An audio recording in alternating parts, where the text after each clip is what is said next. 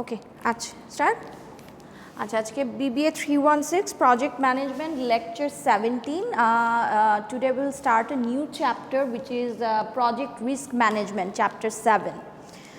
আচ্ছা so project risk management এখানে basically এই চ্যাপ্টারে we will আমাদের কনটেক্সট ইজ বেসিক্যালি যে আমাদের প্রজেক্টের অ্যানালিসিস, কস্ট এস্টিমেশন আর রিস্ক অ্যানালিসিস সব কিছুর ক্ষেত্রে কীভাবে রিস্ক ম্যানেজমেন্টের অ্যাপ্লিকেশন হয়ে থাকে সেটা। আচ্ছা, so the few of the objectives or the learning objective of this chapter is that আমরা এই চ্যাপ্টারে কী কী শিখছি সেটা হচ্ছে we will learn the definition of the risk and key key stages আছে risk আমার project risk management এবং what are the necessary steps to manage those risks. The 5 primary causes of project risk, কী কারণে project risk main reasonগুলা কী হয়ে থাকে এবং what are our approaches to reach to identify this risk, and then recognize the main categories of risk mitigation strategies, আমাদের risk mitigation স্ট্র্যাটেজিগুলা key and at the same time at the last stage we'll also talk about PRAM or the project risk analysis management process. Achha, so let's start with what is risk management. Achha, the book definition for risk management ki bolche, this is the art and science of identifying, analyzing and responding. তিনটা কাজ, identifying, analyse করবা এবং respond কিভাবে করব to all this risk factors throughout the life of a project. প্রজেক্টের পুরা life cycle যেই আমাদের চলতেছে, each project has a life cycle, right? So এই লাইফ সাইকেলে যেই রিস্কগুলো আমার আছে সেগুলাকে সাথে আমি কিভাবে আইডেন্টিফাই করবো, অ্যানালাইজ করবো এবং ওটার সাথে রেসপন্ড আমার কি হবে। So the art and science of that is risk management and কি বলতেছে in the best interest of its objectives, এবং আমাদেরকে দেখতে হবে আমার অবজেক্টিভ পূরণ করার জন্য যেটা বেস্ট হবে সেটা। So all of this is risk management. আচ্ছা, সো প্রজেক্টে বিভিন্ন ধরনের রিস্ক হইতে পারে। আমরা whenever we are trying to do a project, there may be situations where we have to face some uncertain situations or event. কিছু uncertain event বা কিছু কন্ডিশনস আমাদের অ্যারাইজ হবে প্রজেক্টের কাজ করতে গেলে, এবং if that uncertain event occurs then কি সেটা আমাদের বিভিন্নভাবে ইফেক্ট করে থাকে প্রজেক্ট অবজেক্টিভকে, রাইট? আমার যে প্রজেক্টের অবজেক্টিভটা আছে যেটা আমি অ্যাচিভ করতে চাচ্ছি সেটাকে বিভিন্নভাবে অ্যাফেক্ট করতে পারে, আইদার পজিটিভলি অর নেগেটিভলি, ঠিক আছে? সাচ অ্যাজ আমার কিভাবে প্রজেক্ট অবজেক্টিভের মধ্যে কী আমার প্রজেক্টের অবজেক্টিভের মধ্যে কোন কোন জিনিসকে অ্যাফেক্ট করতে পারে, হতে পারে আমার প্রজেক্টের স্কোপকে অ্যাফেক্ট করতেছে, বা আমার প্রজেক্টের স্কেডিউল যে টাইমের মধ্যে করতে হচ্ছিলো সেটাকে অ্যাফেক্ট করতেছে, বা আমার প্রজেক্টের কোয়ালিটি অফ পারফরমেন্সকে অ্যাফেক্ট করতে পারে, আমার কস্টকে অ্যাফেক্ট করতে পারে, যে কস্টে গিয়ে এফেক্ট করলে আমার বেশি কস্ট লাগতে পারে। So in various way project risk arise হতে পারে এবং এই রিস্কগুলো বিভিন্নভাবে আমার অবজেক্টিভকে অ্যাফেক্ট করতে পারে, আইদার পজিটিভলি অর নেগেটিভলি। আচ্ছা, সো এখন এই প্রজেক্ট রিস্ক ম্যানেজমেন্ট বা মেজার করার বিভিন্ন ধরনের ওয়ে আছে, can be qualitative, can be quantitative, both. So এখানে আমি একটা প্রজেক্ট রিস্ক মেজারমেন্টের এখানে একটা ফর্মুলার মতো দেওয়া আছে, that is the probability of the event, ওই ঘটনাটা ঘটার প্রবাবিলিটি কতটুকু এবং ওই ঘটনার কারণে কী কী কনসিকোয়েন্স হইতে পারে, ওই ইভেন্টের কারণে আমি কী কী কনসিকোয়েন্স আমাকে ফেস করতে হতে পারে। So that is project risk is basically the কি প্রোডাক্ট অফ দিস টু। আচ্ছা, সো এগুলো আমরা আরও ইন ডিটেল ফার্দার পরের চ্যাপ্টারে করব, তো তখন আমরা জিনিসটা আমাদের কাছে আরও ক্ল্যারিফাইড হবে, ঠিক আছে? অ্যান্ড দেন নেক্সট ক্লাসে আমরা কিছু প্র্যাকটিসেসও করব, so then it will become even more clear. আচ্ছা, সো প্রজেক্টের লাইফ সাইকেল, আমরা যে এতক্ষণ একটা কথা বলছিলাম না যে প্রজেক্ট রিস্ক, আমার প্রজেক্টের যেই লাইফ সাইকেল আছে এটা যে কোনো মুহূর্তে যে কোনো ধরনের রিস্ক মে অ্যারাইজ, রাইট? যে কোনো ধরনের রিস্ক হতে পারে। সো এখানে একটা রিস্ক আমার প্রজেক্ট লাইফ সাইকেলে কখন কী ধরনের কতটুকু পরিমাণ রিস্ক থাকতে পারে সেটাকে একটা চার্টের মাধ্যমে দেখানো হয়েছে যে এখানে হচ্ছে আপনার রিস্কটা দেখানো হয়েছে, এখানে টাইমটা দেখানো হয়েছে। যে এখন এখানে ওভারঅল যদি আমি একটু দেখি, দেখা যাচ্ছে যে আমার কিন্তু রিস্কটা, কম্বাইন্ড রিস্কের ইম্প্যাক্টটা দেখা যাচ্ছে যে প্রথম দিকে প্রজেক্টের শুরুর দিকে অতটা রিস্ক থাকে না। আমার এই ফেজ 3 অ্যান্ড 4 এই দুইটার মাঝামাঝি সময়ে সবচেয়ে হাই থাকে প্রজেক্ট রিস্ক। আমার ইমপ্লিমেন্টেশন এবং টার্মিনেশন এই দুইটা ফেজের মাঝামাঝি সময়টাতে সবচেয়ে বেশি হাই থাকে রিস্ক, এবং টার্মিনেশনের পরে আরও সময় পার হয়ে যেতে যেতে আস্তে আস্তে শেষের দিকে আবার রিস্ক ডাউনওয়ার্ড চলে যায়, রাইট? সো কেন আমার ইমপ্লিমেন্টেশন স্টেজে প্রজেক্টের শুরুতে তো আমি সব কিছু আমি অ্যাকশনে যাচ্ছি না, এখনও we are in the pre planning phase or the pre ফিজিবিলিটির একদম পাইলট স্টেজে আসছি, রাইট? এখনও পুরোপুরি যাচ্ছি না। সো যখনই আমি অ্যাকচুয়াল কাজ ইমপ্লিমেন্টেশনে যাচ্ছি তখনই রিস্ক ফ্যাক্টরগুলো আরও বেড়ে যায়, যার কারণে বলতেছে কি যে আমার এই ফেজ 3 অ্যান্ড 4 যেটা ইমপ্লিমেন্টেশন এবং টার্মিনেশন এই দুইটার মাঝামাঝি যে সময়টা আছে, যখন আমি অ্যাকচুয়াল কাজটা করতেছি, প্রডিউস করতেছি অ্যাকচুয়াল প্ল্যানিং ফেজে না, যখন আমি অ্যাকচুয়াল কাজটা করছি ওই সময়টায় রিস্কটা বেশি হাই থাকে।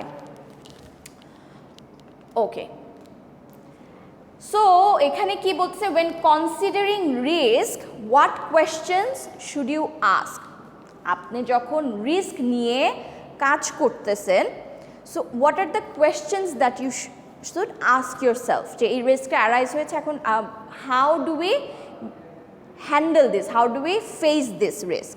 আচ্ছা, কী কী questions we should ask? Number 1 বলতেছে what is likely to happen, মানে এই ইভেন্টটা হওয়ার প্রবাবিলিটি কতটুকু বা পসিবিলিটি কতটুকু এই ইভেন্টটা অকার হওয়ার, এবং এটা আমাকে কিভাবে ইম্প্যাক্ট করবে, ঠিক আছে?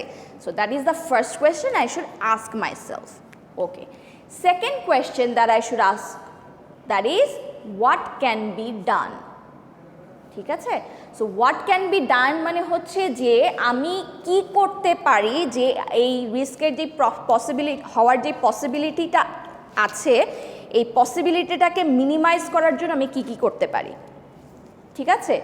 এবং এটার যে ইম্প্যাক্টগুলো হচ্ছে, এই যে বিভিন্ন ধরনের ঘটনা বা ইভেন্ট হওয়ার কারণে যে ইম্প্যাক্টটা আমার উপর পড়তেছে এটাকেও আমি কমানোর জন্য কি করতে পারি, ঠিক আছে? So that is what can be done.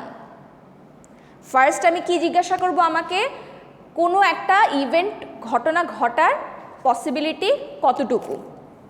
ধরেন একটা নেগেটিভ কোনো ঘটনা ঘটার জন্য আপনার একটা প্রজেক্ট শুরু করতে যাচ্ছেন, একটা মেজর কিছু রিস্ক আপনার অ্যারাইজ হতে পারে, কোনো না কোনোভাবে তো হতেই পারে, সব কিছু তার স্মুথলি যায় না। আমরা এর আগের ক্লাসেও পড়েছি যে যদি কোনো মার্ফিজ লয়ের মতো আমরা কী পড়েছি, যদি কোনো কিছুর সমস্যা হওয়ার থাকে এটা হবেই, right?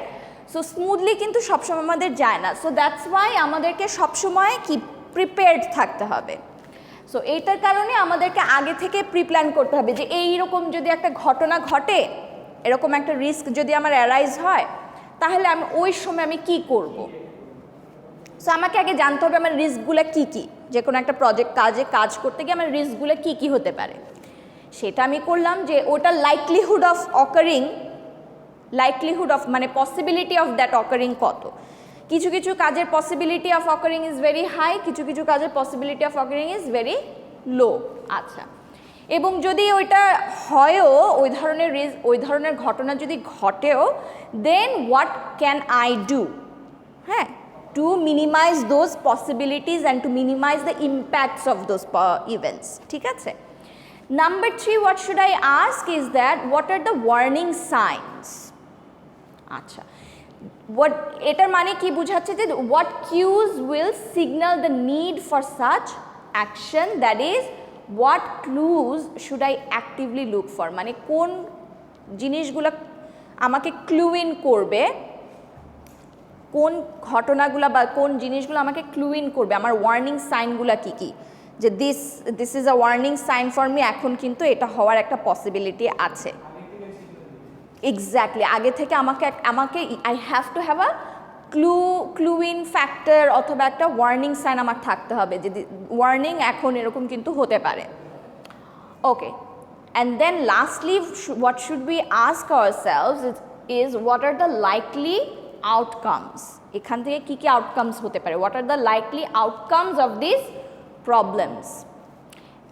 And what is my anticipated reaction? What are the problems that may arise and how should I react to those problems? These are the questions যখনই আমি risk management করতে যাব সবার ফার্স্টে I have to ask myself these 4 questions. First of all, কি what is the likelihood of this event to occur or this risk to happen and what is its impact, and then how can I mitigate or minimize those impact or the possibility of that risk occurring. Okay. Number 3 is what are the warning signs for me?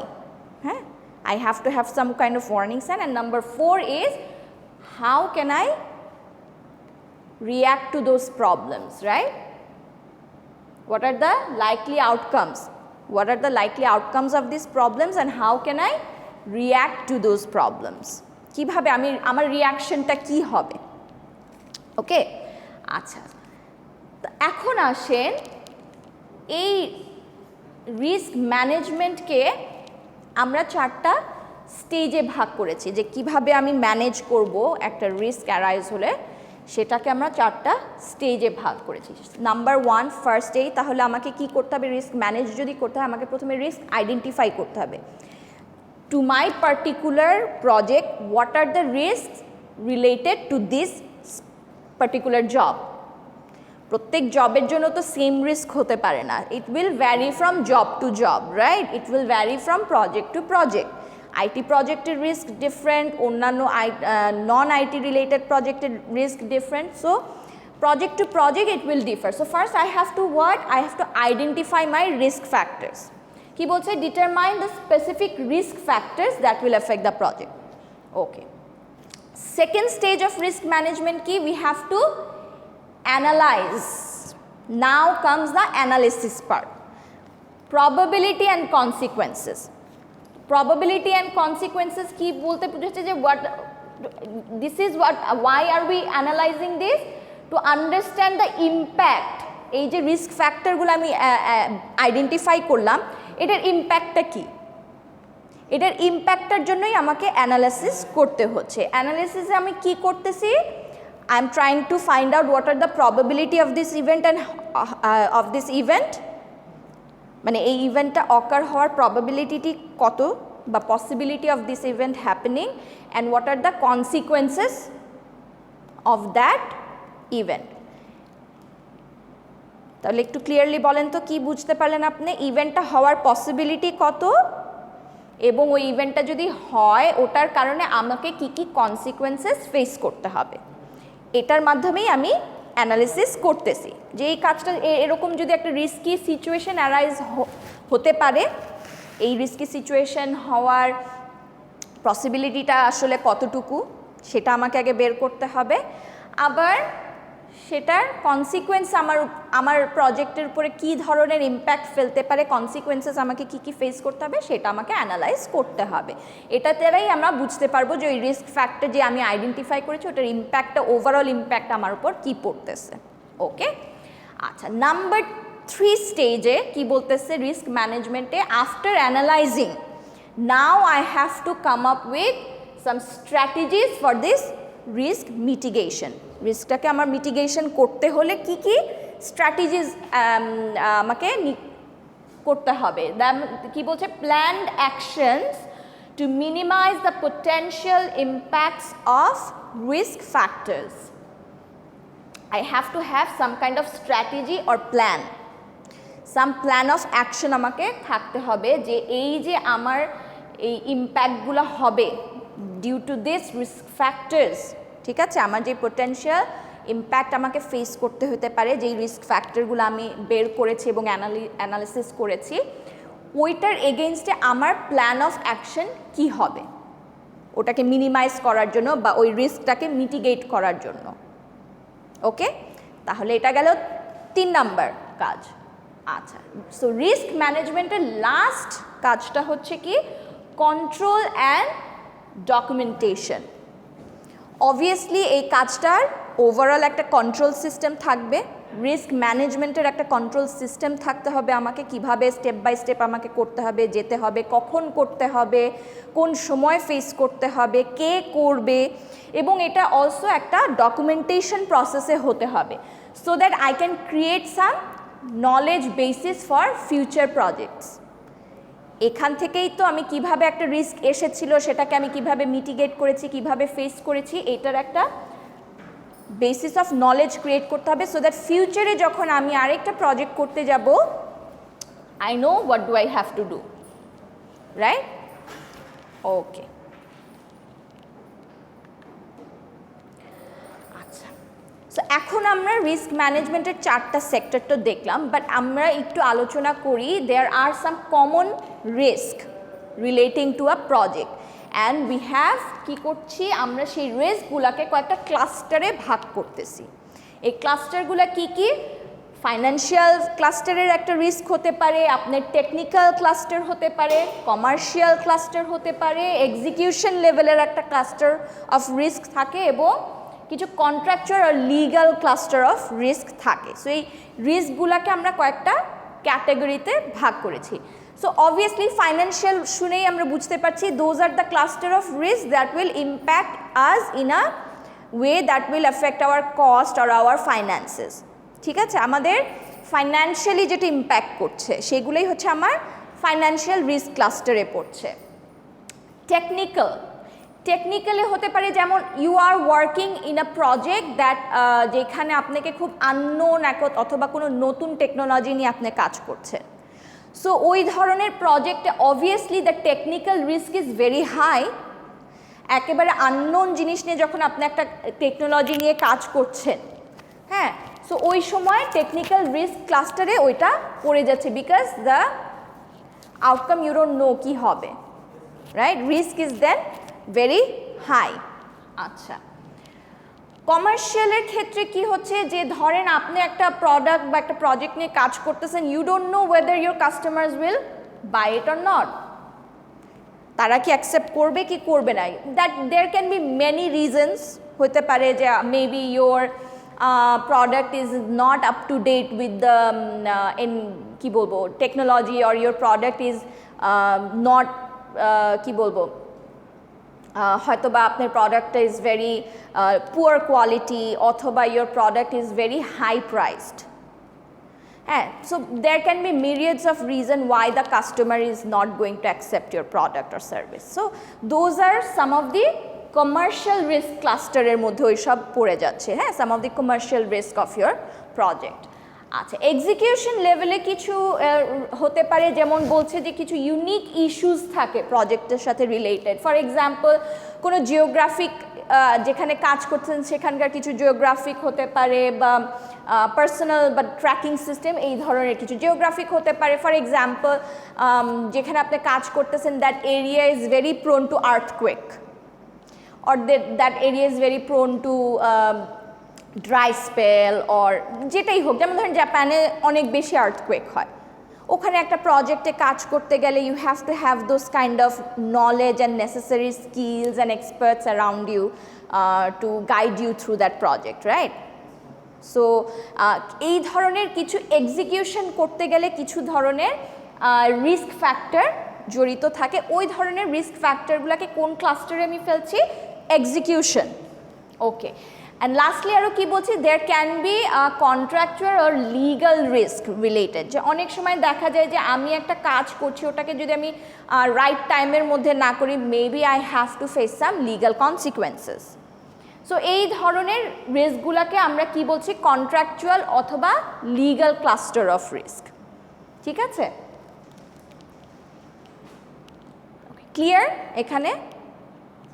আচ্ছা, so project রিস্কের ক্ষেত্রে গিয়ে এখানে তো আমরা বললাম যে common এগুলো হচ্ছে আমার ক্লাস্টার অফ রিস্কে ফেলছি, বাট প্রজেক্টের ক্ষেত্রে গিয়ে যেই রিস্কগুলো সবচেয়ে বেশি কমন হয়ে থাকে, যেটা আমরা দেখে থাকি, সেগুলোর এই ধরনের কাজের মধ্যে হয়ে থাকে। For example, absenteeism, your experts are not there, you don't have people working when they should be working. Resignation দিতে পারে, your retention rate is very low, very poor in your company or in your project. Then maybe staff are pulled away. সবসময় ধরেন যে সময় এখানে কাজ করার কথা ছিল হঠাৎ করে ওখান থেকে নিয়ে বলছে না তুমি এখানে কাজ করো, বা তোমাকে এখন ফেরত আসতে হবে, ডিপার্টমেন্টের কাজ করতে হবে। এই ধরনের সিনারিও যদি কনস্ট্যান্টলি আপনার হতে থাকে। And then comes time overrun. So all of this three can cause time overruns, মানে you cannot finish your job at the particular time that you have decided যে না এই scheduled time আমি decide করেছিলাম, and in between that time I should have done my work, and that cannot happen if you have all of these issues. So there will be a result কি হবে আমার time overruns. There will be time overruns regarding your project. And then there's also other common project risks are that you don't have available experts. যে skill set of people আপনার দরকার ছিল সেগুলো আপনার available নাই। আবার আপনি properly trainও করতেছেন না আপনার স্টাফদেরকে। So if they're not getting properly trained, তখন তারা ঠিকমতো সেই কাজগুলো করতে পারবে না। And also specs are incomplete, which means যে আপনি যে কাজটা করতেছেন, your project scope, হ্যাঁ, your team doesn't understand it completely. যে why am I doing this, what are the plans, I don't understand the reason behind doing this, I don't understand why am I doing this work, হ্যাঁ। So everything, যে spec of যেসব স্পেকসগুলো আছে, স্পেসিফিকেশনসগুলো আছে, সেগুলো clearly defined না, বা আপনার team সেগুলা এখনও তাদের কাছে ক্লিয়ার না ইস্যুসগুলো। আচ্ছা, that can be a very common type of project risk যেটা আমরা ইউজুয়ালি দেখে থাকি। এবং চেঞ্জ অর্ডার, সো এটা তো আমরা জানি যে বারবার ক্লায়েন্টের কাছ থেকে চেঞ্জেস আসতেছে, বারবার অর্ডারসে চেঞ্জ হচ্ছে, এবং that causes a lot of problem, that increases the risk of a project. কস্টে গিয়ে আপনার ইম্প্যাক্ট ফেলতে পারে, রাইট, প্রজেক্টের স্কোপে গিয়ে ইম্প্যাক্ট ফেলতে পারে due to change of orders and also sometimes স্পেক্সের কারণে। ওকে, নেক্সট আসেন যে আমরা এখন তাহলে আমরা কয়েকটা কি পড়েছিলাম যে আমাদের স্টেজেসগুলোকে ফার্স্ট ছিল কি 4টা স্টেজ আমরা যে পড়লাম রিস্ক আইডেন্টিফিকেশন, রাইট। আচ্ছা, তাহলে এখন আসেন আমরা দেখি এই রিস্ক ফ্যাক্টর আইডেন্টিফিকেশনের মেথডটা কি কি মেথডে আমরা আইডেন্টিফিকেশন করতে পারি।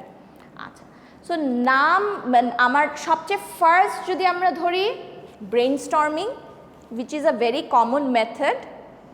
আমরা ব্রেইনস্টর্মিং করে একটা টিম গোল টেবিল হয়ে বসলাম, বা টিমকে একসাথে করে নিয়ে বসে ব্রেইনস্টর্মিং করে we can identify what are the risks related to this project. আমাকে একটা পার্টিকুলার প্রজেক্ট দেওয়া হয়েছে, সবাই মিলে আইডেন্টিফাই করলাম বসে যে এইখানে এই ধরনের রিস্ক আমরা ফেস করতে পারি। যেমন ধরেন আপনি নিউক্লিয়ার প্ল্যান্ট করতে যে যাবেন, ওখানে আমাকে কার কাছ থেকে আমাকে রিস্ক ফেস করতে হতে পারে, কি কি রিস্ক আমার এই প্রজেক্টের কাজ করতে হলে ফেস করতে হতে পারে। সো এই আর সবচেয়ে ইম্পর্টেন্ট হচ্ছে যখন আমরা ব্রেইনস্টর্মিং করি প্রজেক্ট টিমকে নিয়ে, it's very important that we have our team is very diversified. সব ধরনের মানুষকে নিয়ে, ডিপার্টমেন্টকে নিয়ে যখন আপনি ইনক্লুসিভভাবে ব্রেইনস্টর্মিং করবেন, তখন you will have better opinions, better perspectives of people পাবেন, অনেক ধরনের পার্সপেক্টিভ পাবেন, ফ্রেশার আইডিয়াস পাবেন, নিউ আইডিয়াস পাবেন, প্রত্যেকের পার্সপেক্টিভ থেকে দেখতে পারবেন যে আসলে কি হতে যাচ্ছে। সো ইটস ভেরি ইম্পর্টেন্ট যে আমাদের একটা ডাইভার্সিফাইড টিম থাকে এবং তারা মিলে ইনক্লুসিভভাবে যেন এই ব্রেইনস্টর্মিংটা হয়। আচ্ছা, আরেকটা way of identifying risk factors is expert opinion. Expert opinion বলতে কি বোঝাচ্ছে, অনেক সময় আমরা করি কি আমাদের ইন্টারনাল হতে পারে, বা মোস্ট কেসেসে যেটা হয় আমরা এক্সটার্নাল এক্সপার্টসদেরকে হায়ার করি এবং তাদের কাছ থেকে আমি একটা কনসেনসাস আকারে ওপিনিয়ন চাই, তাদের ওপিনিয়ন চাই যে এই রিস্কটা হওয়ার পসিবিলিটি কত, বা এখানে কি কি রিস্ক হইতে পারে এই প্রজেক্টে কাজ করতে গিয়ে। So they will give their expert opinion যে এখানে এরকম এরকম হতে পারে, এই কাজ হতে পারে। এখন বিভিন্ন কাজের বিভিন্ন ধরনের রিস্ক হতে পারে, কিছু রিস্ক যেরকম বললাম কিছু রিস্ক হওয়ার পসিবিলিটিস ভেরি হাই, আবার কিছু রিস্ক হওয়ার পসিবিলিটিস ভেরি লো। যেমন এখন ধরেন যদি বলি যে একটা এটাকে কি বলে কমেট পৃথিবীকে আঘাত করতে পারে কি না, করতেই পারে, কিন্তু what is the possibility of that happening? Very low, right?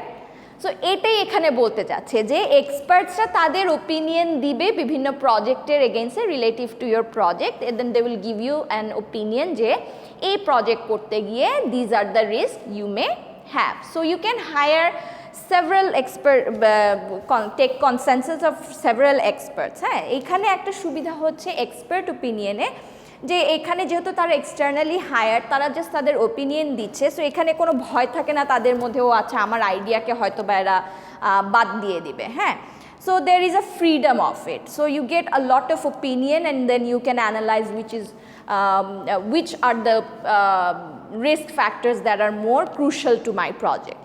ঠিক আছে? Okay, then comes the past history। Obviously past history bolte bujhacche if you have done similar kind of project in the past, right? So তখন ওখানে কি কি risk আপনি face করেছিলেন বা এই ধরন ওখান থেকে আপনার কিছু নলেজ বেসিস ক্রিয়েট হয়ে থাকে যে ইউ হ্যাভ দ্য নলেজ যে পাস্টে আমি এই ধরনের একটা সিমিলার প্রজেক্ট করেছিলাম and these are the risk that I faced and this is how I mitigated those risk. So those are the past history, এবং এই পাস্ট হিস্ট্রিটা কিন্তু আমরা কীভাবে করছি, ওই যে কন্ট্রোল অ্যান্ড ডকুমেন্টেশনটা এই কারণেই আমরা করতেছি যে that documentation will create a knowledge basis. Also it will work age your past history that I did a similar job in the past, similar একটা কাজ করেছি এবং ওখানে এই রিস্কগুলো আমাকে ফেস করতে হয়েছিল। So that is your past history, that can be a way of identifying the risk. ধরেন আপনি একটা বিল্ডিংয়ের কাজ করতেছেন একটা, সো আপনি এর আগেও এরকম সেম একটা বিল্ডিং কন্ট্রাক্ট আপনি আগেও করেছেন, তো ওই সময় কাজ করতে গিয়ে আপনার কি কি রিস্ক ফেস করতে হয়েছে, কি কি অসুবিধা ফেস করতে হয়েছে, প্রবলেম ফেস করতে হয়েছে, ওটাকে যদি আপনি সুন্দর ডকুমেন্টেশনভাবে থাকেন, ফিউচারে গিয়ে এটা আপনাকে হেল্প করবে না? তখন আপনি ওইখান থেকেও আপনি কিছু রিস্ক ফ্যাক্টর আইডেন্টিফাই করতে পারবেন না? Okay, so that is how your past history works. Okay, and multiple assessment, team based assessment যেটা হতে পারে, যেটা আমরা অনেকটা ব্রেইনস্টর্মিংয়ের সাথে রিলেটেড, যে একটা মাল্টিপল টিম আপনি ক্রিয়েট করতে পারেন যারা অ্যাসেসমেন্ট করবে যে কী কী রিস্ক থাকতে পারে একটা আমার এই স্পেসিফিক প্রজেক্টের সাথে রিলেটেড কী কী রিস্ক থাকতে পারে।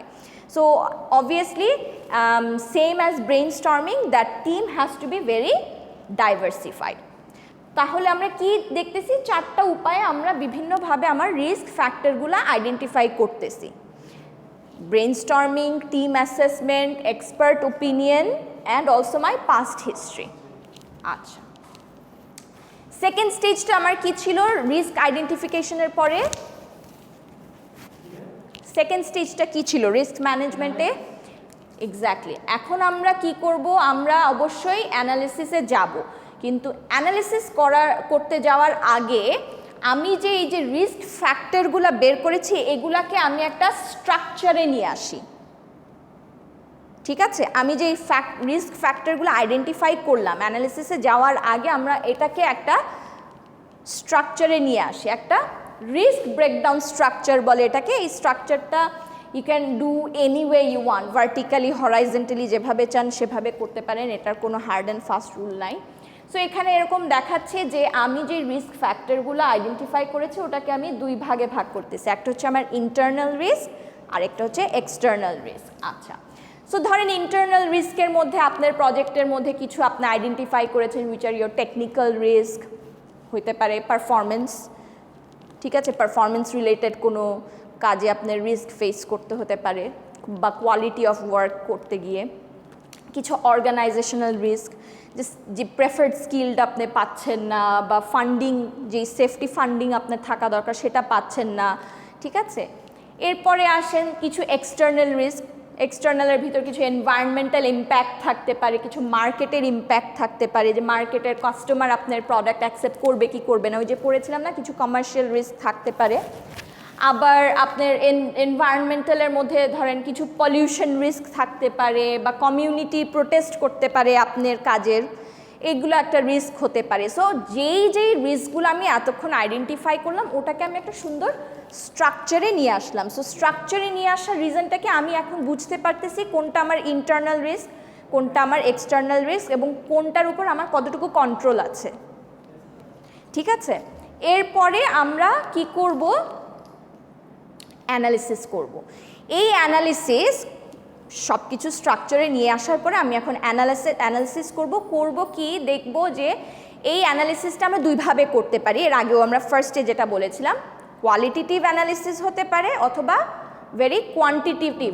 Quantitative is very objective, qualitative হচ্ছে একটু সাবজেক্টিভ, কারণ ওটা ওপিনিয়ন বেসড হয়ে থাকে কোয়ালিটেটিভ অ্যানালিসিস ইউজুয়ালি। আচ্ছা, সো কোয়ালিটেটিভ অ্যানালিসিসের মধ্যে আমরা একটা যেটা করব এখানে, যেটাকে আমরা বলতেছি রিস্ক ইম্প্যাক্ট ম্যাট্রিক্সের মধ্যে পড়তেছে। এটা একটা আপনাকে একটা ম্যাট্রিক্স দিচ্ছে যে একটা likelihood of happening that event এবং সেটার কনসিকুয়েন্সেস। আমরা যে প্রথমেই বলেছিলাম না, আমরা যখন কখন কোয়ান্টিফাই করতে যাব রিস্ক, দুইটা জিনিস নিয়ে আমরা কাজ করি। একটা হচ্ছে possibility of that event occurring and the consequences of that event, right? So ওই দুইটা জিনিস নিয়ে আমি দেখি যে আমার ওই ইভেন্টটা, যেই ইভেন্টটা আমার রিস্কি ইভেন্ট, সেই রিস্কি ইভেন্টটা হওয়ার লাইকলিহুড বা পসিবিলিটি কি, এবং সেই ইভেন্টটার দ্বারা আমাকে কি কি কনসিকুয়েন্সেস ফেস করতে হবে। এইটাকে দুই সাইডে নিয়ে আমি একটা ম্যাট্রিক্সের মধ্যে সব কিছুকে নিয়ে আসি। সো দ্যাট আমার জন্য কি, যখন আমি একটা ম্যাট্রিক্সে নিয়ে আসি কোনো কিছু, তখন আমার জন্য ডিসিশন নেওয়া ইজি হয় না। আমরা কি SWOT অ্যানালিসিস করি না, আমরা কি পেস্ট কন্ট্রোল অ্যানালিসিস করি না মার্কেটিংয়ে যখন আপনারা পড়ছেন, আমাদের জন্য তখন আইডেন্টিফাই করা ইজি হয়ে যায় না যে কোন প্রজেক্টটা আসলে আমার ক্যাশ কাউ, কোন প্রজেক্টটা আমাকে ক্যাশ দিচ্ছে, কোন প্রজেক্টটা আমার জন্য লস হচ্ছে। এই জিনিসগুলো কি আমরা একটা ম্যাট্রিক্সের মাধ্যমে যখন করি আমাদের জন্য ইজি হয় আইডেন্টিফাই করা, রাইট? সো ওই রকমই আমরা আমাদের রিস্কগুলোকেও একটা ম্যাট্রিক্সের মাধ্যমে কোয়ালিটেটিভভাবে যখন আমি অ্যানালিসিস করি, তখন আমার জন্য একটু ইজি হয় টু আইডেন্টিফাই যে কোন রিস্কটা আমার জন্য একটু বেশি হাই, কোনটা একটু মিডিয়াম, কোনটা একটু low. But this is not quantitative, মানে এখানে আপনি কোনো নাম্বার বা অবজেক্টিভ বেসিসে করতে পারতেছেন না। It is more based on the subjective knowledge or the expert knowledge, একটা ওপিনিয়ন বেসড। আচ্ছা, সো এখানে এক্সপার্টরা ওপিনিয়ন দিল, ধরেন আপনার এখানে ABCD কয়েকটা রিস্ক তারা আইডেন্টিফাই করেছে, that can be anything, just আমি একটা নাম দিছি ABCD, ঠিক আছে, any risk, that can be any risk. তো দেখেন যেমন ধরেন বলতেছে যে A is a low likelihood, A has a low likelihood, হওয়ার সম্ভাবনা কম, কিন্তু যদি হয় তো এটার ইম্প্যাক্টটা অনেক বেশি হাই হবে। যেমন ধরেন ওই যে বললাম একটা কমেট এসে হিট করলো, ওটা হওয়ার সম্ভাবনাটা একটা পৃথিবীকে একটা কমেট এসে হিট করলো, এটা হওয়ার সম্ভাবনা কি খুবই কম, কিন্তু ওটার উপর যদি ইম্প্যাক্ট করে ওটার consequences will be extreme, right? সব কিছু ধ্বংস হয়ে যাবে তো আশেপাশে। সো ওইরকমভাবেই আমি বলতেছি যাদের ইজ অ্যান এক্সট্রিম, মানে উদাহরণ হিসেবে সিনারিও, বাট অনেক ধরনের কাজই হবে আপনার প্রজেক্ট করতে গিয়ে, দেখা যাবে যে হওয়ার সম্ভাবনা কম ওই ইভেন্ট, বাট যদি হয় তখন এটার ইম্প্যাক্ট আবার খুব হাই হয়ে থাকবে। আবার যেমন কিছুদিন আগেও যদি আমরা চিন্তা করতাম যে এইরকম একটা প্যান্ডেমিক আমাদেরকে হিট করবে, এটা কি আমাদের মাথায়ও ছিল? 2019-এর আগে আমরা কি এটা চিন্তাও করছি? 2015-16-এ কখন আমরা চিন্তা করছি যে এরকম একটা প্যান্ডেমিক হইতে পারে আমাদের?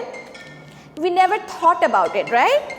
সো ওই সময় যদি আমি এখন রিস্ক অ্যানালিসিস করতাম, সো তখন আমাদের কি আমরা বলতাম না ও আচ্ছা এটা হওয়ার সম্ভাবনা আসলে ইজ ভেরি লো, বাট হইলে হ্যাঁ একটা এমার্জেন্সি সিচুয়েশন যদি অ্যারাইজ হয় তখন that can impact my project very Gravely, right?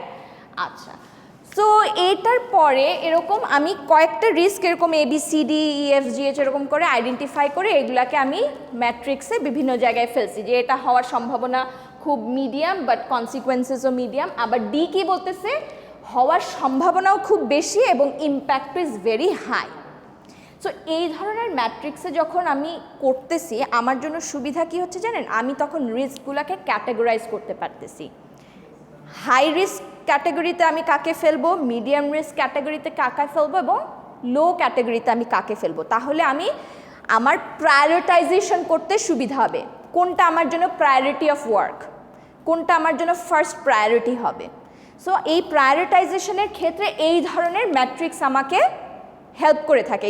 You get an overall picture, আপনি একটা ওভারঅল পিকচার পাচ্ছেন কি। সো আমার জন্য এই জিনিসগুলোকে আমি আমার হাই প্রায়োরিটি অফ ওয়ার্কে রাখবো, এটা আমার লো প্রায়োরিটিতে থাকবে, রাইট, এটা আমার লো প্রায়োরিটিতে থাকবে, but this is high priority. হ্যাঁ, কারণ এটা হওয়ার সম্ভাবনাও বেশি, ইভেন্ট অকার করার সম্ভাবনাও বেশি, এবং এটা যদি হয় ইম্প্যাক্টও আমার উইল বি ভেরি হাই। ওকে, আচ্ছা, সো কোয়ালিটেটিভ আমরা বুঝলাম, রাইট। এখন আসেন আমরা একটু কোয়ান্টিটেটিভ অ্যানালিসিসে যাই। আচ্ছা, সো এইখানে আপনাদের যে বই আছে, বই থেকে আমি জাস্ট ওভারঅল ফর্মুলাটা এনেছি, বাট এইটা আমরা যখন কেস বাই কেসে আমরা যখন করব তখন এই ব্যাপারটা আমাদের কাছে আরও ক্লিয়ার হয়ে যাবে। সো ওভারঅল এখানে আমি আপনাদেরকে যেটা বলবো যে আমরা দুইটা জিনিস নিয়ে রিস্কে কাজ করছি। একটা হচ্ছে আমার প্রবাবিলিটি অফ সামথিং হ্যাপেনিং, আরেকটা হচ্ছে কি আমার কনসিকোয়েন্সেস অফ দ্যাট ইভেন্ট। আচ্ছা, আর এই দুইটার ওভারঅল করেই আমি টোটাল রিস্ক ফ্যাক্টরটা পেয়ে থাকি, যেটাকে আমরা কোনোভাবে কোয়ান্টিফাই করে থাকি। আর একটা রুল অফ থাম আছে যে এই টোটাল যে রিস্ক ফ্যাক্টরটা আমরা পাই, এটা যদি আমার লেস দ্যান 30% হয় তখন আমরা সেটাকে বলে থাকি this is a rule of থাম, লো রিস্ক। সেটা যদি রিস্ক ফ্যাক্টর, ওভারঅল রিস্ক ফ্যাক্টরটা যদি আমার 30 থেকে 70%-এর মধ্যে হয় তাহলে সেটাকে আমরা মিডিয়াম রিস্ক বলি। যদি মোর দ্যান 70% হয় তখন সেটাকে আমরা হাই রিস্ক বলি।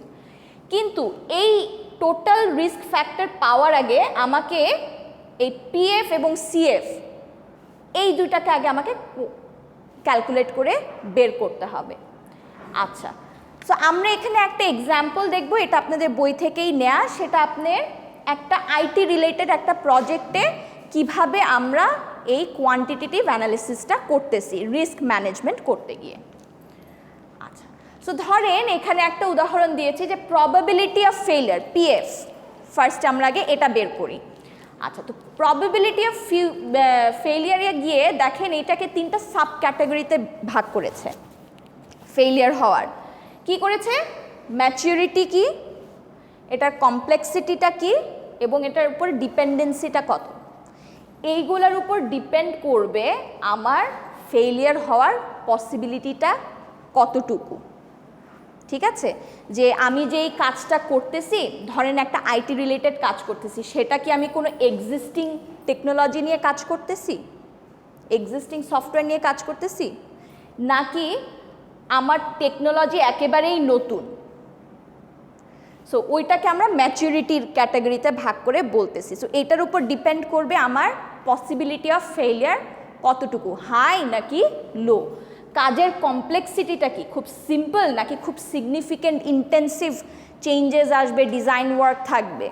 সো ওইটার উপর আমার রিস্কের পসিবিলিটি অফ ফেলিয়ার কম বেশি হবে। এবং প্রত্যেকটাকে দেখেন আমি একটা স্কোর দিয়েছি, লেস দ্যান 1 অবভিয়াসলি 0.1 থেকে 0.9 পর্যন্ত। আবার ডিপেন্ডেন্সিটা কতটুকু, ঠিক আছে, খুব ধরেন যদি একেবারে লো হয় বলতেছে যে একেবারে এক্সিস্টিং কোনো এক্সটার্নাল বা uncontrollable event are likely to impact on the present, মানে আপনার কোনো অতটা ডিপেন্ডেন্সি নাই, ঠিক আছে, এটার উপর অতটা ডিপেন্ডেন্ট না, কোনো লাইকলিহুড অফ কোনো এক্সটার্নাল বা আনকন্ট্রোলেবল ইভেন্টও যদি হয় খুব একটা আপনাকে ইম্প্যাক্ট করছে না।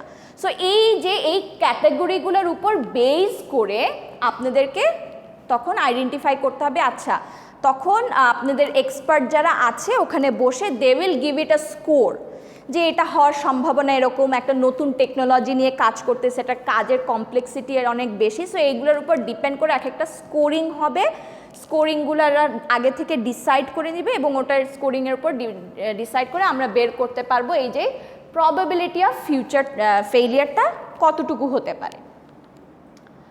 তেমনি একইভাবে এখন আমরা আসি কনসিকুয়েন্সেস।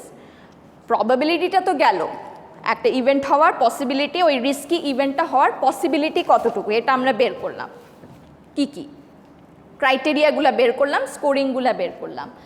আচ্ছা, কনসিকুয়েন্সেসগুলোকেও আমরা এরকম কয়েকটা ক্যাটাগরিতে ভাগ করেছি। এখন you have to remember this category will vary from your project to project. এটা একটা আইটি রিলেটেড একটা প্রজেক্টে আমরা একটা উদাহরণ দেখছি, কিন্তু আপনার প্রজেক্ট অনুযায়ী যার যার প্রজেক্ট অনুযায়ী ক্যাটাগরিগুলো আপনাদের team will decide, and the team will decide what will be the expert যারা থাকে তারা ডিসাইড করবে এখানে কতটুকু আমরা এটাকে কতটুকু স্কোরিং করব, ঠিক আছে। এবং এই ক্যাটাগরিগুলো team to team project to project vary করবে।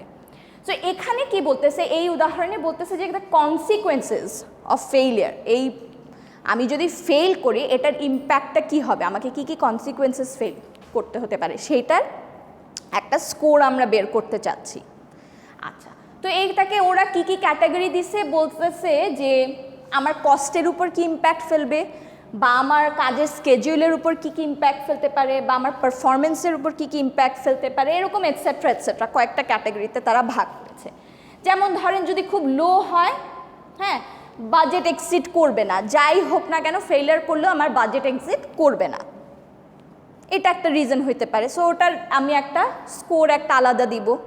বা এরকম হতে পারে যে বললো যে যদি ফেল করিও এটার ইম্প্যাক্ট পারফরমেন্সের উপর খুবই মিনিমাম থাকবে, ঠিক আছে, হতে পারে এরকম। তারপরে আবার বা এটার উল্টাটাও হতে পারে যে বাজেট এক্সিড করে চলে যাবে, হ্যাঁ, তখন সেই অনুযায়ী আমাদের যে ক্রাইটেরিয়াগুলো ভাগ করা আছে ওই ক্রাইটেরিয়া অনুযায়ী দেখে আমরা ওগুলোকে একটা স্কোরিং দিব। আচ্ছা, স্কোরিং দেওয়ার পরে আমরা এটাকে আমরা একটা এক্সেলে করেছি, ঠিক আছে। আমরা একটু এখান থেকে দেখি স্কোরিং দিয়ে আমাদের যে এখানে সূত্রটা পড়েছিলাম না, আমরা কি করেছি এখানে এটাকে ভাগ করেছি ম্যাচুরিটি, কমপ্লেক্সিটি অ্যান্ড ডিপেন্ডেন্সি। ধরেন আপনাকে আমি বলেই দিলাম যে ম্যাচুরিটি, কমপ্লেক্সিটি এবং ডিপেন্ডেন্সির স্কোরগুলা এত এত এত, এটাকে আমরা একটা অ্যাভারেজ করব।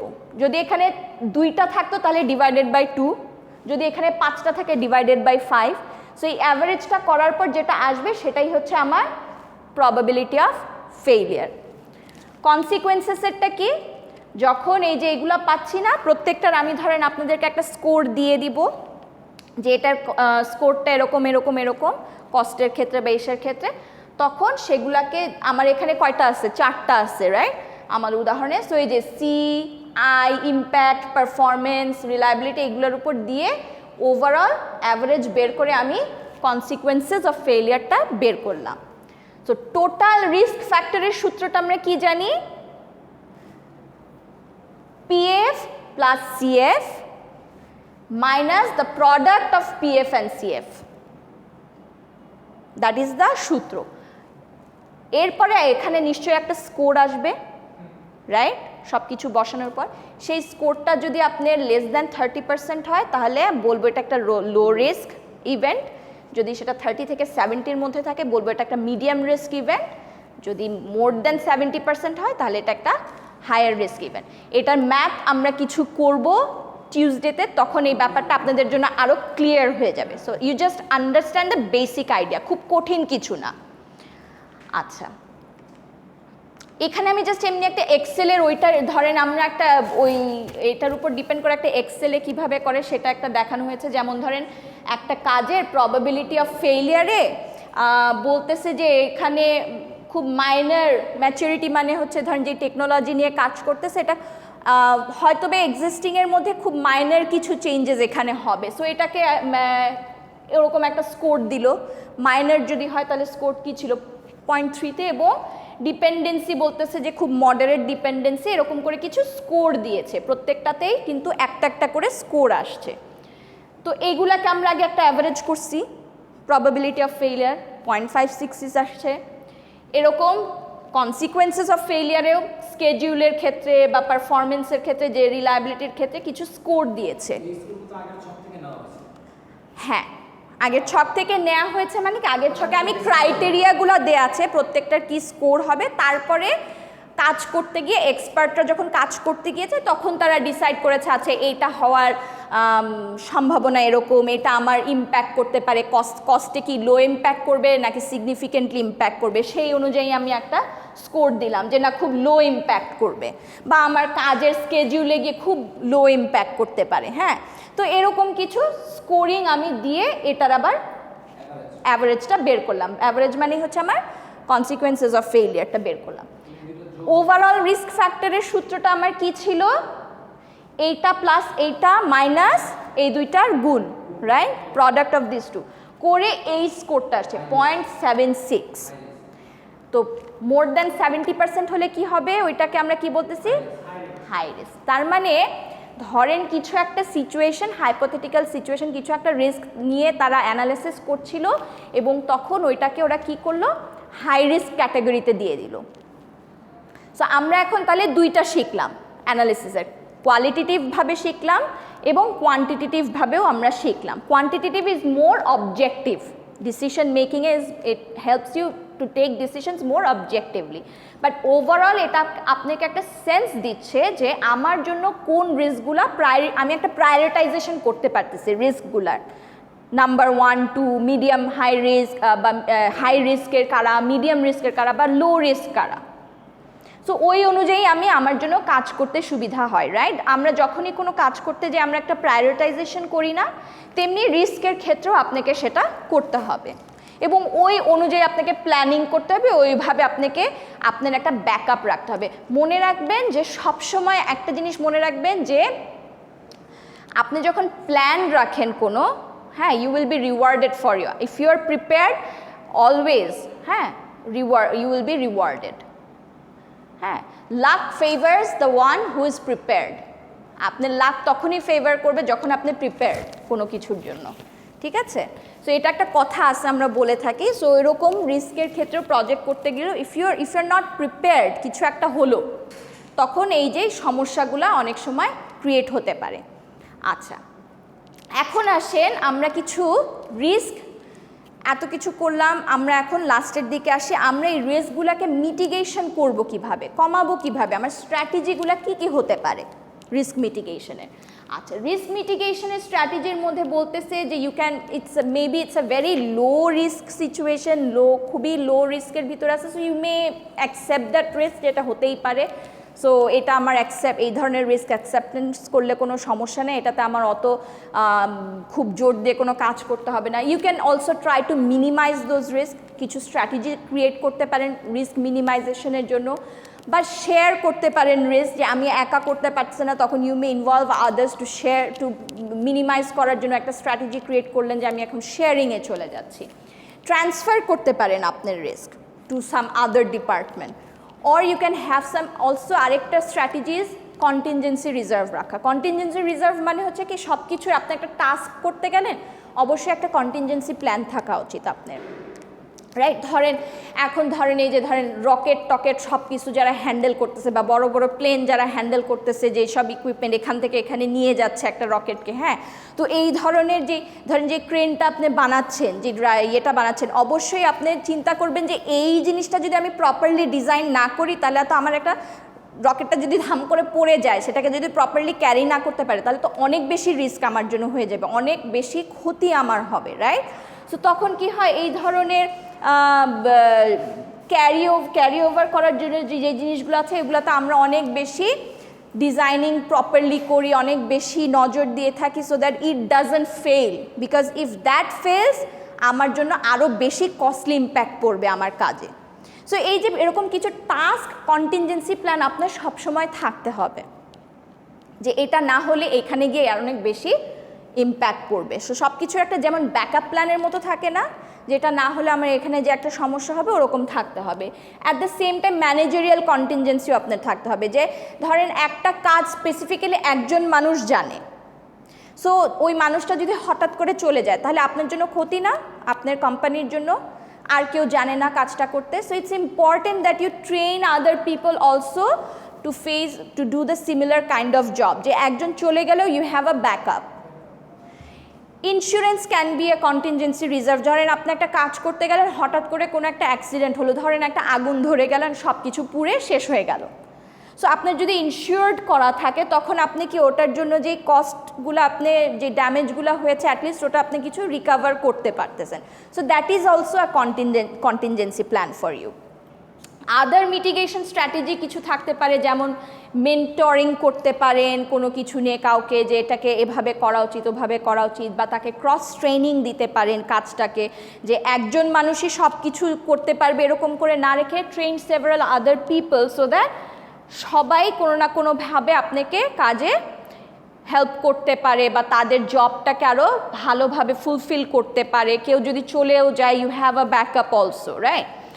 আচ্ছা, কন্ট্রোল অ্যান্ড ডকুমেন্টেশন, এটা আমরা আগেও পড়েছিলাম যে কোনো কাজের ক্ষেত্রে তো অবভিয়াসলি আমার এই রিস্ক মিটিগেশনের ক্ষেত্রে আমার একটা কন্ট্রোল থাকতে হবে যে কিভাবে আমরা করব step by step, and obviously আমার একটা ডকুমেন্টেশন প্রসেস এটা হইতে হবে, so that it works as a past history, it works as a knowledge base for you, specially যখন আপনার কোনো কিছু একটা কাজের কারণে ম্যানেজারিয়াল চেঞ্জ আনতে হলো বা একটা সিচুয়েশন অ্যারাইজ হয়েছে, ওখানে কিছু চেঞ্জ আসছে, ওই চেঞ্জটাকে আপনি কিভাবে ম্যানেজ করবেন, এই জিনিসগুলোর জন্য control and documentation is very important.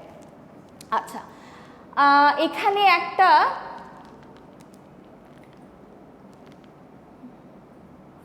Control and ডকুমেন্টেশনের আমরা আর একটু পড়ে নিই, তারপরে we will discuss this calculation of কন্টিনজেন্সির এক্সপেক্টেড কস্টের। হ্যাঁ, সো কন্ট্রোল অ্যান্ড ডকুমেন্টেশন আপনার কী করে, কয়েকটা জিনিস করতে সাহায্য করে আপনাকে। ইউজুয়ালি যেই কোয়েশ্চেনগুলো আপনাকে অ্যান্সার করতে হেল্প করে, যে কোনো একটা চেঞ্জ হলো, ওটার ম্যানেজমেন্ট আমরা কিভাবে করব, এইটার ব্যাপারে যেটা বলতেছিলাম, যে this documentation and control system will help you to ask what are the risk, এই রিস্কগুলা কী কী, হু অ্যান্ড মানে হচ্ছে এই রিস্কগুলা কাকে কাকে ইম্প্যাক্ট করবে, কারা কারা এটার সাথে ইনভলভ হবে এটাকে ফেস করার জন্য, কোন সময় গিয়ে আমাকে এগুলাকে মিটিগেট করতে হবে বা ফেস করতে হবে, এবং কেন আমি এটা করব, হোয়াট আর দ্য মানে আপনাকে একটা জাজমেন্ট তো বের করতে হবে, what are the root causes of your risk, and এটার আমার কিভাবে আমি এটাকে সলভ করব, আমার কারেক্টিভ অ্যাকশনটা কি হবে। হ্যাঁ, ফর এক্সাম্পল আমরা যে এখানে যে পড়তেছিলাম যে বিভিন্ন ধরনের মিটিগেশন স্ট্র্যাটেজির মধ্যে যেরকম আমরা পড়তেছিলাম, যে ফর এক্সাম্পল মিলিটারিতেই ধরেন আপনারা যখন যান, হ্যাঁ, বা হসপিটাল, মিলিটারি এই ধরনের প্রজেক্টে যারা কাজ করে, দেখবেন সবসময় কিন্তু একটা বিশাল কন্টিনজেন্সি প্ল্যান তাদের থাকে, যে কোনো যদি ধরেন এখন একটা এমার্জেন্সি সিচুয়েশন ক্রিয়েট হলো, দেখবেন আর্মিতে যান বা যে কোনো একটা জায়গা যান, ওদের কিন্তু আগে থেকে একটা প্ল্যান থাকে এবং ওটার উপরে ওরা ট্রেনিংও করে, ড্রিল প্র্যাকটিসও করে। যেমন আমরা ফায়ার ড্রিল প্র্যাকটিস করি না, বিভিন্ন কোম্পানিতে করা হয়, কিন্তু হঠাৎ করে ছাড়বে, কিভাবে লাইন করে যাবে, কি করা হবে, রাইট? এটা একটা ছোট উদাহরণ। তো এরকম হসপিটাল হোক বা আর্মি হোক, দেখবেন ওরা বিভিন্ন যে এই ধরনের একটা এমার্জেন্সি সিচুয়েশন হতে পারে, একটা টেররিস্ট অ্যাটাক হতে পারে, একটা এমার্জেন্সি সিচুয়েশন, দেশে এমার্জেন্সি ঘোষণা হতে পারে, একটা প্যান্ডেমিক সিচুয়েশন হতে পারে। এই ধরনের সিচুয়েশনে আমার প্ল্যান অফ অ্যাকশনটা কী এবং এটার আউটকামটা কী, এই ধরনের কিন্তু তাদের ট্রেনিংও হয়ে থাকে।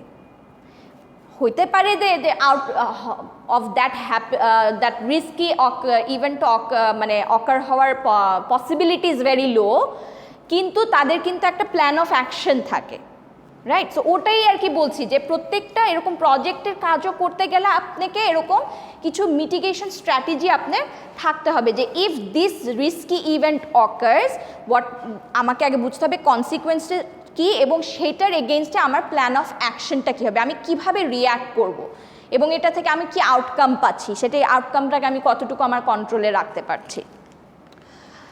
আচ্ছা, এখন আসেন এই যে কন্টিনজেন্সি যে পড়ছিলাম, এটার একটা আপনাদের বুক থেকেই জাস্ট একটা উদাহরণ দেয়া, ভেরি ভেরি ইজি। এখানে দেখেন কি বলছে, যে calculating contingency expected cost. Suppose a project task is estimated to cost 10,000 টাকা to complete, ধরেন $10,000, হ্যাঁ, but it is viewed as a very high risk operation. আচ্ছা, a task contingency multiplier would require our budget to reflect the following. তো বলছে যেহেতু অনেক high risky, so আমাকে একটা কন্টিনজেন্সি, একটা টাস্ক কন্টিনজেন্সি বাজেট আমাকে রাখতে হবে, যে যদি এরকম হয়ে থাকে তখন এটাকে ব্যাকআপ দেওয়ার জন্য আমার এই বাজেটটা আমার থাকতে হবে, রাইট? সো এইটার ফর্মুলাটা কি বলছে, তাহলে আমি যখন বাজেট করছি এক্সপেক্টেড কস্টের, তখন আমি কি করতেছি যে এই এস্টিমেটেড কস্ট যেটা আছে এটার সাথে আমার মাল্টিপ্লায়ারটাকে ইনটু করতেছি, মানে 10,000 যেখানে লাগতো বলতেছি আমার এটার জন্য মাল্টিপ্লায়ার আমি ধরে নিয়েছি 1.2 অ্যান্ড এখানে আসতে আসতে তাহলে আমি আমার যেটা 10,000 লাগতো আরও 2,000 আমি বের করলাম আমার একটা কন্টিনজেন্সি ফান্ড হিসেবে রাখতে হবে, তাহলে আমার টোটাল এক্সপেক্টেড কস্ট হচ্ছে ওটার জন্য আমি ধরবো 12,000। আচ্ছা, সো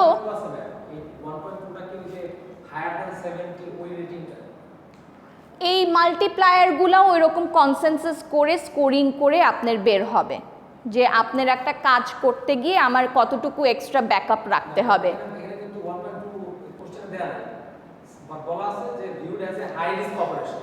ওখান থেকে ওরকম, হ্যাঁ ওরকম করে বের করা হয়েছে। মাল্টিপ্লায়ারটা আপনার বের কর ক্যালকুলেশনের ইয়েটা আলাদা, হ্যাঁ ওইটার ক্যালকুলেশনের বের করার আলাদা, বাট মোস্টলি আপনাদের যদি কোনো কোয়েশ্চেন আসলেও সেখানে আমি মাল্টিপ্লায়ার অলরেডি বলে দিব যে কতটুকু মাল্টিপ্লায়ার আপনার কস্ট এস্টিমেশনের সময় কতটুকু মাল্টিপ্লায়ার রাখতে হবে। ওটা তো হচ্ছে আমি বের করেছিলাম যে রিস্কি কতটুকু, not the multiplier.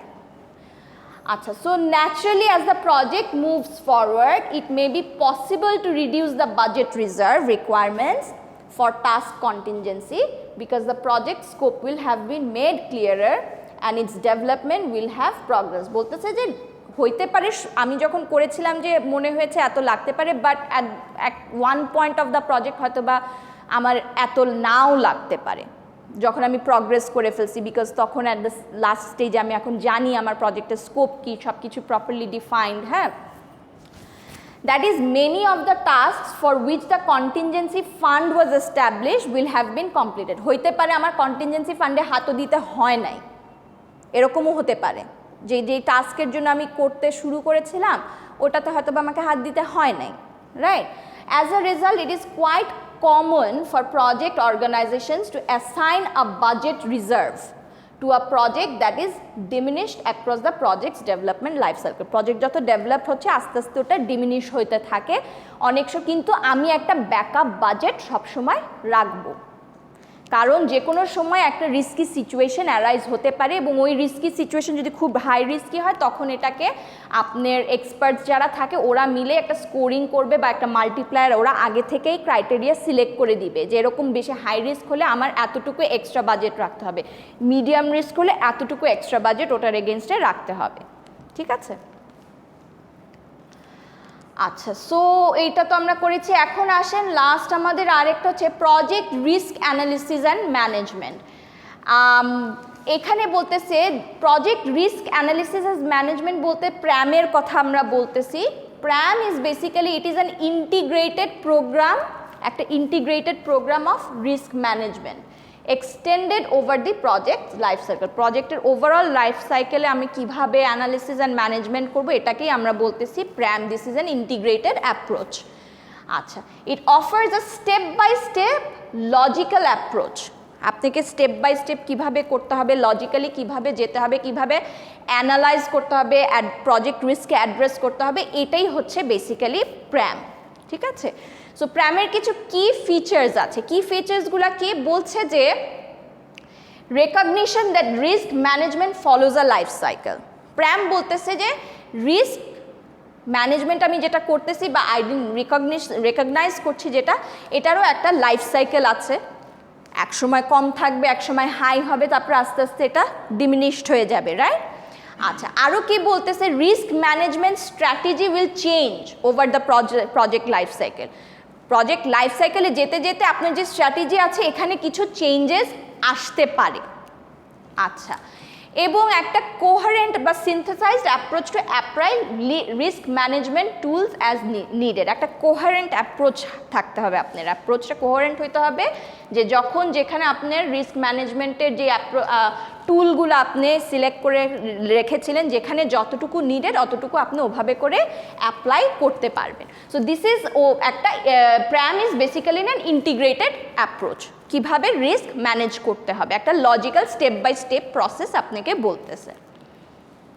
আচ্ছা, সো এখানে বলতেছে রিস্ক অ্যাসেসমেন্টকে আমরা যদি একটু ওয়ান বাই ওয়ান যদি একটু সিকোয়েন্সিয়ালি আমরা যদি একটু চিন্তা করে থাকি, তো সেটাকে বলছে যে আমি এটাকে একটা 9টা স্টেজে ভাগ করেছি। যদি আমি একটা সিকোয়েন্সিয়ালি যাই, ফার্স্টে আমাকে অবশ্যই ডিফাইন করতে হবে আমার রিস্কগুলো কী, প্রপারলি ডিফাইন করব। এরপর আমি সেটার উপর ফোকাস করতে হবে আমাকে, যে this is the risky situation, এটা এরকম হাই রিস্ক লো রিস্ক, এরকম করে ফোকাস করে প্রপার আইডেন্টিফিকেশন আমাকে করতে হবে।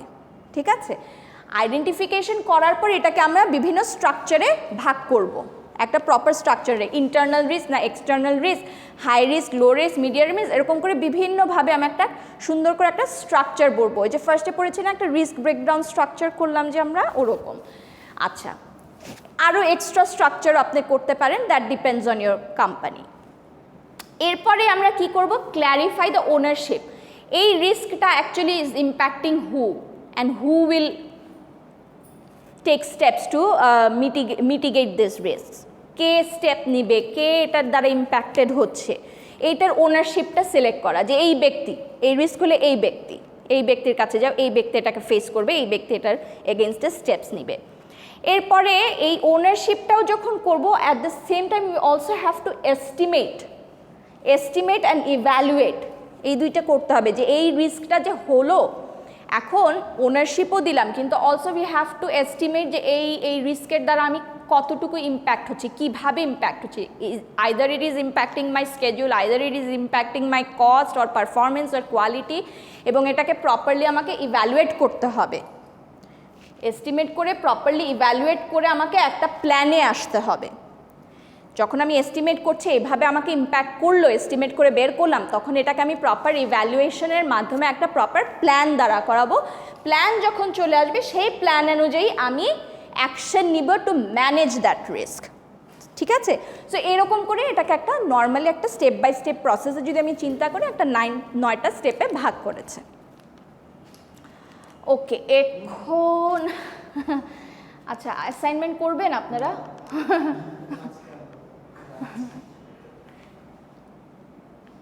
অ্যাসাইনমেন্টটা আপনারা ট্রাই করেন ক্লাসে নেক্সট ক্লাসে, ঠিক আছে?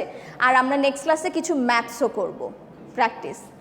আর এটা তো আমরা দেখলামই, সো আজকে এখানেই শেষ করছি, we don't have time, but this is very interesting. ঠিক আছে, এটা আপনার একটা পড়ে দেখেন, এখানে একটা কেসের মতো আছে, ইটস ভেরি ইজি। আপনারা এটা একটা অ্যাসাইনমেন্ট করেন, ট্রাই করেন, পড়ে ট্রাই করেন, ইটস ভেরি ইজি। ঠিক আছে, দেখে মনে হচ্ছে অনেক কিছু, বাট এটা একটা ঘটনার মতো বলেছে একটা কোম্পানিতে, এই কলম্বাস ইনস্ট্রুমেন্টসের। সো ওখানে কীভাবে কী হয়েছিল, এটা আপনারা একবার একটু রিড থ্রু করেন, পড়েন, তাহলেই বুঝতে পারবেন। ঠিক আছে, ট্রাই ইট। ঠিক আছে, খুব কঠিন কিছু না। নেক্সট ক্লাসে আমরা আরও কিছু প্র্যাকটিস করব। ঠিক আছে, সো চ্যাপ্টার, তাহলে হ্যাঁ, চ্যাপ্টার ক্লিয়ার হয়ে যাবে আপনাদের কাছে।